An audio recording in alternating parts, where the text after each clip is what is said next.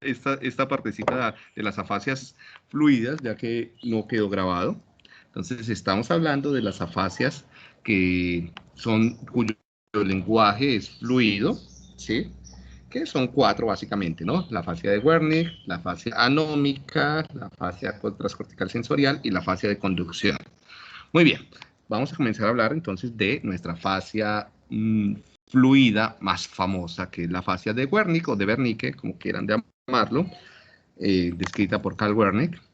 Y bueno, entonces, en esta fase, lo principal es que el lenguaje es fluido, quiere decir que hay una alta cantidad de palabras por minuto, ¿no? La tasa incluso de palabras por minuto puede estar por encima de lo normal, ¿sí? Entonces, vemos una persona que puede decir muchas cosas, casi como cantinflear, no sé, bueno, esto es más de los viejitos nosotros, le pueden preguntar a sus papás o a sus abuelos, de quién era Cantinflas, una persona mexicano que hablaba y no decía nada. Entonces, decir muchas palabras por minuto, sin un significado claro o con un significado confuso, ¿no? Entonces, la función comunicativa se ve reducida.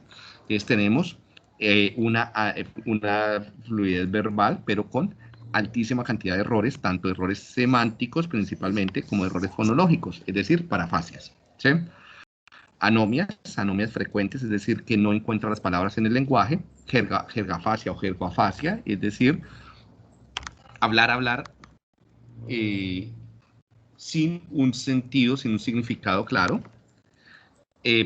Por lo general, la articulación no se ve alterada, los aspectos fonoarticulatorios, también las parafasias suelen ser más de tipo semánticas, verbales, que léxicas o literales, y una abundante cantidad de neologismos, es decir, palabras nuevas, ¿no? Que ni siquiera se da cuenta. Muchas veces las personas con ese tipo de problemas no se dan cuenta de esos errores. Esto limita la capacidad de rehabilitación. En términos de comprensión, es el principal síntoma, entonces se ve seriamente alterada, y recuerden que estos síntomas pueden ser variables entre los pacientes, no todo es el típico paciente que no entiende nada de lo que se le dice, pueden haber pacientes que logren comprender siempre y cuando generen un esfuerzo atencional, una atención voluntaria alta, lo cual fatiga, lo cual cansa y frustra, ¿no? Entonces también van a haber grados variables de anosognosia y de comprensión, pero principalmente cuando la fatiga es alta o cuando se hace un discurso o una comunicación mucho más automática, se disminuye enormemente la comprensión, ¿sí? Porque requiere atención voluntaria. La repetición obviamente es alterada por las parafasias y por la falta de comprensión, al igual que la lectura, la denominación, ¿sí? Y la escritura un poco. Ahora sí, entonces estamos acá con Paula, que me vas a ayudar a leer la respuesta de un paciente con una afasia de Wernicke ante la pregunta ¿qué quieres cocinar? Dale, Paula. Listo. Yo no sé cómo puede haber una sola manera. Hay tantas cosas, usted sabe que me gustan. Me gusta la carne, me gusta el filete, los alemanes, usted sabe. Y que, bueno, los franceses cocinan todo. No puedo recordar la palabra que no puedo decir. Era él, bueno, eso es una anomia, donde Sí, tú no, haces, no. donde tú haces Sí. toda la comida, tú la haces toda hoy y la guardas para mañana. Con los franceses, usted sabe cuál es el nombre de la palabra. Dios, asuntos públicos de los que hablan, pero yo no lo tengo. Era, bueno, es usted otra anomia. Justo antes de Sí, guardarlo, sí. usted sabe, 7 semanas. Tengo amigos personales que voy a cocinar y la comida y servir 4 o 6 comidas para la cena. Sí. No, o sea, ¿y qué era lo que quería cocinar? ¿Franceses? Vale, está bien. ¿Alemanes? Y mis amigos. Bueno, vemos que la falta de sentido, pero el lenguaje es fluido, ¿no? Sí. Muy bien, Paula, eres una muy buena afásica de Wernicke. Acá hay otro paciente, ¿sí? Que está en este libro de casos clínicos. Entonces, el terapeuta, ¿qué edad tiene? Y el paciente, ¿qué quiere saber de mí? O sea, no entiende la pregunta, ¿no? Es la edad. ¿Qué edad tiene usted? Es que cuando voy así, venga, dígame qué quiere. ¿Cuántos años tiene? El año que tengo yo, yo, sí, tengo 69, los cumplí a 1 de noviembre del último que entra, del penúltimo. Sí. Es que yo, y le voy a decir más si quiere usted. Mire usted, yo, para que usted lo sepa, la calle del Carmen, en la calle del Carmen, si lo conocen ustedes, allí es donde estaba mi madre. Vivía mi madre. Mi padre tenía juguetes y todas estas cosas. ¿Sí?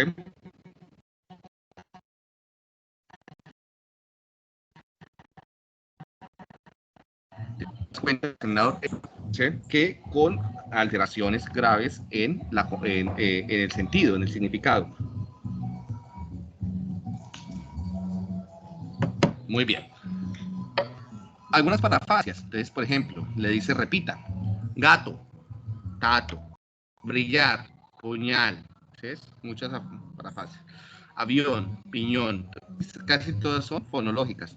Escolar, escolar, tártara, tártaro, tartar. Y así sucesivamente.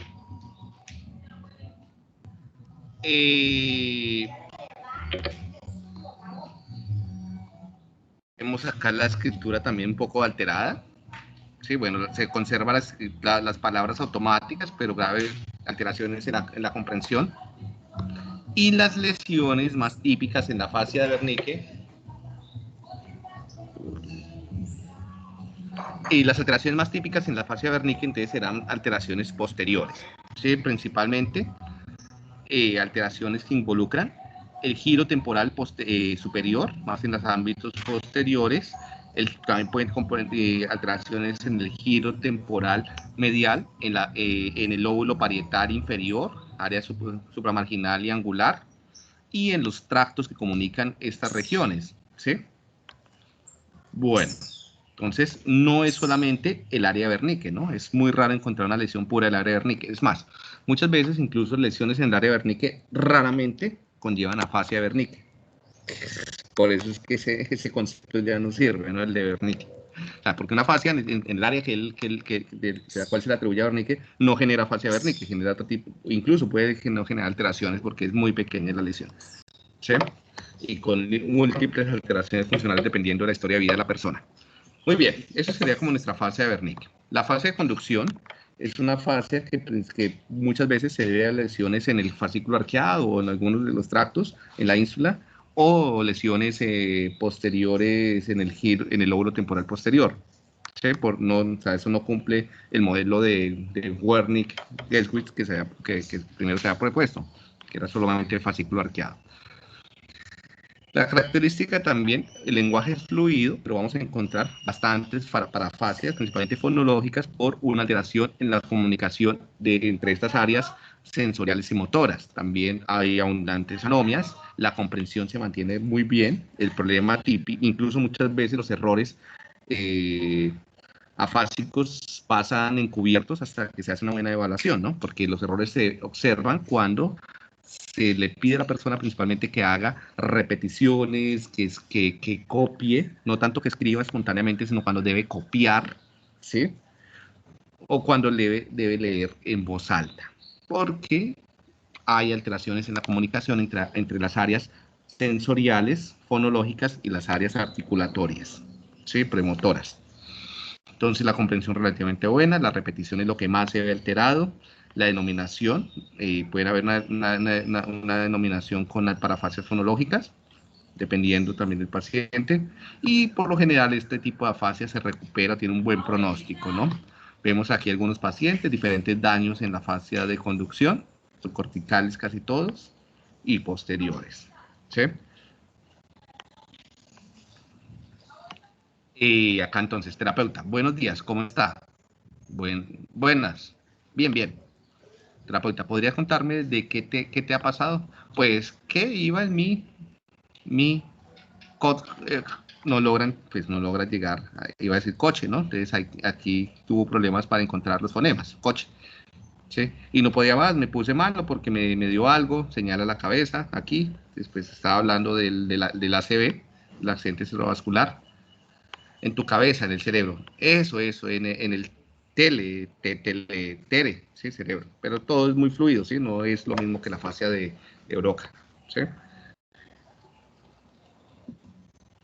O sea, vemos acá un caso también de anomia que no logra encontrar la palabra. Bueno, La fase transcortical sensorial, entonces aquí lo que tenemos es una alteración con un lenguaje fluido, parafásico, ecolálico, también pueden haber ecolalias, un poco de jergafasia, no tan grave como en la de Wernicke, ¿sí?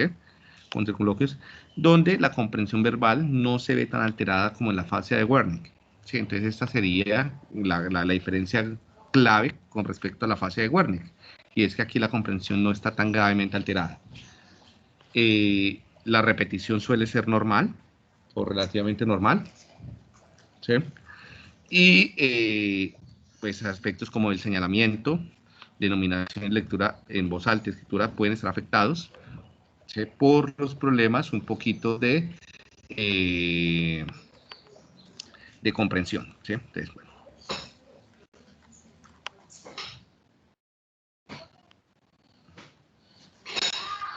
Entonces aquí vemos algunas lesiones en un paciente con, o sea, las lesiones pueden ser muy variadas, también este tipo de, incluso algunos textos critican ese tipo de afasia, porque puede ser que no se diferencie tanto de la de Wernicke, ¿no? Entonces la repetición acá está normal, la de Wernicke no estaba normal, que sería la diferencia grande, ¿no? Entonces acá la comprensión también se ve alterada, pero con una repetición mucho más normal. En la fase anómica, que sería ya la última categoría de las afasias fluidas, lo que vemos es una alteración enorme en encontrar las palabras, es decir, en anomias, ¿no? Con una comprensión conservada, o sea, es una fascia fluida comprensiva, sin problemas de repetición, pero problemas de denominación porque no logra hallar las palabras, es decir, con frecuentes anomias. O sea, mucho más problemático de una persona, o sea, no es un problema tensional, no es que simplemente se distrajo y no encuentra la palabra, si se bloqueó. O sea, en los test definitivamente está por debajo de la norma, ¿sí? Aquí vemos como una comparación de los diferentes tipos de afasia del modelo de Boston en términos de el lenguaje expresivo, comprensivo, lectura oral, bueno, lectura, comprensión lectora, etcétera. Entonces aquí vemos las fluidas, las no fluidas, qué pena, ¿sí? Entonces la de Broca, Wernicke, bueno, no, acá están mezclando las cuatro principales, ¿no? Broca, Wernicke, conducción y global, ¿sí? Y aquí tendríamos otras cuatro: transcortical sensorial, transcortical motora, transcortical mixta y anómica. Aquí vemos algunas lesiones, pero esto es relativo al tipo de paciente, ¿sí? Bueno, esto es como desde el modelo de Boston. De acuerdo a los modelos actuales, pues es difícil sostener esa clasificación tan estricta, ¿sí? Aunque muchos la siguen usando. Y en los modelos pues, más actuales tratan de usar más los conectomas, donde hay alteraciones más dorsales, más ventrales, ¿sí? De la red dorsal fonoarticulatoria, una red ventral mucho más léxico-semántica, errores fonoarticulatorios léxico-semánticos. Y bueno, y hay otros modelos que analizan la semántica, la forma, la producción y la comprensión. Entonces, esto es algo que se está intentando incorporar, pero todavía no es como tan difundido, ¿no? Las nuevas clasificaciones de afasias. Por lo general se sigue usando el modelo de Boston, es el que más se usa. Bien, en la recuperación no voy a profundizar mucho acá sobre recuperación de las afasias, eso lo veremos un poco más con más detalle cuando veamos rehabilitación. Principalmente, pues como en casi todas las rehabilitaciones, los programas se soportan sobre compensación, o sea, usar otras habilidades conservadas para compensar, y también la estimulación o el ejercicio de la función alterada. Cuando las alteraciones no son tan graves, suele haber muy buen pronóstico, es decir, con ejercicios de repetición, de entrenamiento, las personas suelen recuperar o reorganizar enormemente sus funciones lingüísticas sin llegar nunca al nivel premórbido, es decir, antes de la lesión, pero mejoran muchísimo. Cuando las lesiones son mucho más graves, entonces tal vez el entrenamiento puede ayudar un poco, pero lo que mejor sirve es el uso de estrategias de compensación, ¿sí? Depende también del nivel de anosognosia. Y en general lo que se ve es una reorganización de las áreas relacionadas con el lenguaje en las personas con afasia, ¿no? Entonces vemos la lesión y vemos que las personas comienzan a reclutar áreas del otro hemisferio, el hemisferio derecho, y generar redes robustas en el hemisferio contralateral en áreas similares para la misma función, ¿sí? Aquí vemos esto, ¿no? Y ya para terminar, ya esto es lo último, en un estudio muy reciente, una revisión, creo que es de este año, el año pasado, lo que se encuentra es lo siguiente, en términos de rehabilitación, es que las regiones lingüísticas del hemisferio izquierdo, pues, obviamente son menos activas en afásicos. La actividad como de las áreas lingüísticas del hemisferio izquierdo, o sea, suele haber como un uso de las áreas del hemisferio derecho para recuperar las funciones lingüísticas, ¿sí? Que es un poco esto. Se recupera de forma considerable muchas de las funciones del lenguaje, pero lo que se ve es que no es que se use en cualquier área del cerebro, se usan principalmente las áreas conservadas del hemisferio contrario o las mismas áreas conservadas del mismo hemisferio, ¿sí? Bueno, esto sería como un poquito la parte de afasias. Paula, muchas gracias por acompañarme. No, Y hemos